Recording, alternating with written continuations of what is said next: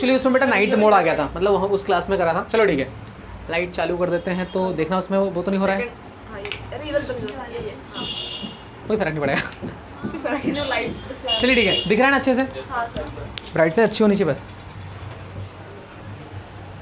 ऐसा रहेगा तो। क्या हो गया? मुझे कोई दिक्कत नहीं, फेस दिखाने से मतलब नहीं है मुझे, है ना? बोर्ड दिखना चाहिए, बोर्ड दिखना चाहिए, काम खत्म। Board is important. अब देखिए बेटा, हम पढ़ने वाले हैं आज, यहाँ तो दिख रहा है, कहाँ तक दिख रहा है देख लेना उसमें। ठीक है, आज हम पढ़ने वाले हैं future continuous tense.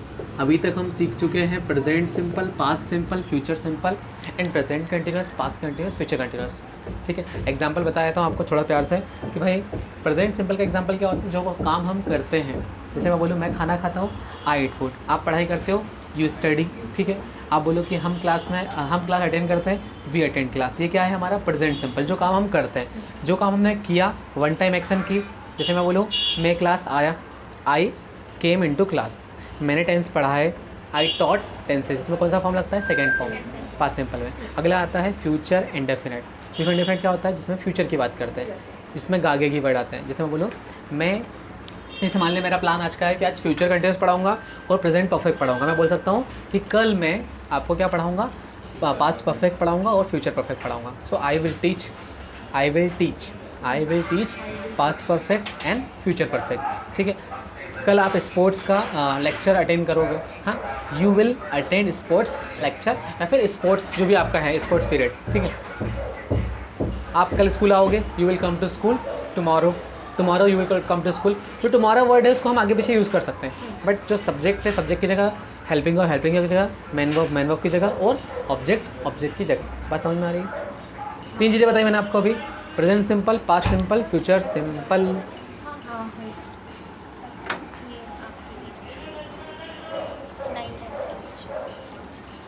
Okay ma'am, thank you.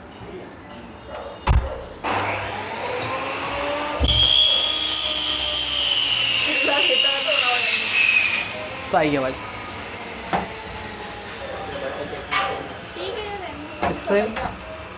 इससे तो नहीं होगा वो। चलिए ठीक है ना।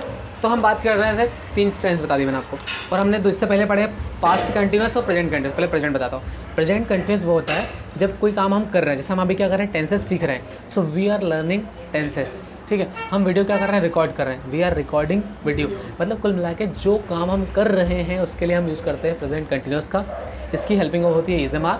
प्रेजेंट सिंपल जो पहले बताया मैंने आपको, उसकी हेल्पिंग होती है डू डज, लेकिन हेल्पिंग का काम ही नहीं पड़ता उसमें फर्स्ट वाला सेंटेंस में। पास्ट सिंपल में भी हेल्पिंग और डिड होती है, लेकिन उसका काम नहीं पड़ता अफर्मेटिव में, जो हम एक सेंटेंस पढ़े हमने अभी। उसके बाद होता है फ्यूचर कंटिन्यूस, उसकी हेल्पिंग हमने लिखी है, क्या लिखी है? विल, है ना, विल और सेल। और अगले वाले की जो हेल्पिंग है प्रेजेंट कंटिन्यूस की, जो मैं बता रहा था अभी आपको ना, वो क्या है? इज़-एम-आर। आपको ये पता होना चाहिए किसके साथ क्या यूज़ करते हैं। आई के साथ एम का यूज़ करते हैं, और ही शी इट के साथ इज़ का यूज़ करते हैं, और यू वी दे के साथ किसका यूज़ करते हैं? आर का। अगला टेंस जो है हमारा पास्ट कंटिन्यूस पढ़ चुके हैं हम। पास्ट कंटिन्यूस में क्या होता है? जो काम हम कर रहे थे, जैसे मैं बोलूँ हम पास्ट कंटिन्यूस पढ़ रहे थे, we were learning past continuous tense. मैं आपको पास्ट कंटिन्यूस टेंस पढ़ा रहा था, I was teaching past continuous tense. ठीक है, हम पास्ट कंटिन्यूस के सेंटेंस बना रहे थे, we were making past continuous tense. इनका कब रहेगा? इनका लेक्चर्स के बाद लास्ट में रहेगा जी, 12:45।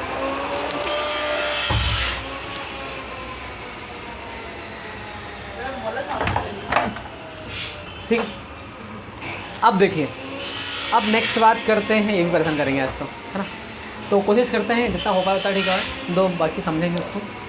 फ्यूचर कंटिन्यूस कुछ नहीं है जिसमें रहा, होगा, रही, होगी और रहे, होंगे, वो भी जब बजा रहे हैं, जब अपनों को बोल रहे हैं कुछ, है ना। ये वर्ड आते हैं। जैसे मान लीजिए आप आज 2 साल बाद, है ना, जो 11th में 2 साल बाद कॉलेज कर रहे होंगे, और जो 12th में है 3 साल बाद, मतलब 12th पास करने का 3 साल की बात कर रहा हूँ। 3 साल बाद क्या कर रहे होंगे? जॉब कर रहे होंगे, या फिर पोस्ट ग्रेजुएशन कर रहे होंगे। मतलब कुल मिला के जैसे मान लो अभी अगर बात करूँ मैं, तो आपकी मम्मी घर पे खाना बना रहे होंगे, कपड़े धो रहे होंगे, तो सब क्या है? ये कोई काम कंटिन्यू है, लेकिन किसमें? फ्यूचर में, कंटिन्यू हो रहा होगा। ठीक है, तो इसकी जो हेल्पिंग होती है वो होती है will be oblique cell B. तो ये वही जैसे मैंने बताया था आपको, आई और वी का यूज़ हम करते हैं सेल बी के साथ, किसमें, रिटर्न टाइम में। रिटर्न टाइम मतलब जब हम एग्ज़ाम में लिखेंगे तब। वैसे मैक्सिमम यूज़ स्पोकन में होता है विल बी का यूज़, ठीक है। इसका जो अफर्मेटिव का फॉर्मेट होता है वो होता है subject plus will be plus verb की fourth form plus object. Fourth form पता है कौन सी फॉर्म होती है? ING form. अब एग्जांपल बनाते हैं। अपने पास सब्जेक्ट कौन कौन से हैं? आई, गई मतलब you, we, they, he, she, और नाउन लिखो। इट का तो बहुत कम यूज़ होता है। वैसे इट का यूज़ बताया तो आपको इट का भी यूज़ कर सकते हैं हम, ठीक है। जैसे यहाँ पर लिखा है आई, मतलब मैं बोलूँ मैं पास्ट परफेक्ट टेंस पढ़ा रहा होऊंगा, है ना। So I will be teaching, I will be teaching past नहीं, पास्ट परफेक्ट टेंस ना, हाँ पास्ट परफेक्ट तो बोल सकता हूँ, past perfect tense, past perfect tense.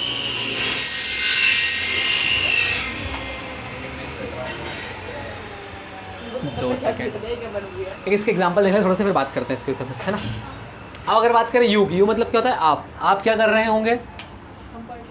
हाँ, आप पढ़ रहे होंगे। यू विल बी स्टडिंग, आप पढ़ रहे होंगे। You will be studying. अब इसके अपने को पता है मीनिंग सबका, कि वी मतलब हम होता है, दे मतलब वे होता है, ही मतलब वह, शी मतलब वह, इट मतलब वह, नाउन मतलब नाम। अब इसके एग्जांपल आपको बनाने हैं, आराम से बन जाएंगे। Yes sir. कि भाई हम ये कर रहे होंगे, वे कर रहे होंगे, वह ये कर रहा होगा। अब इसके बनाओ, देखता हूँ मैं आपका 2 मिनट बताता हूँ क्या करना है आपको।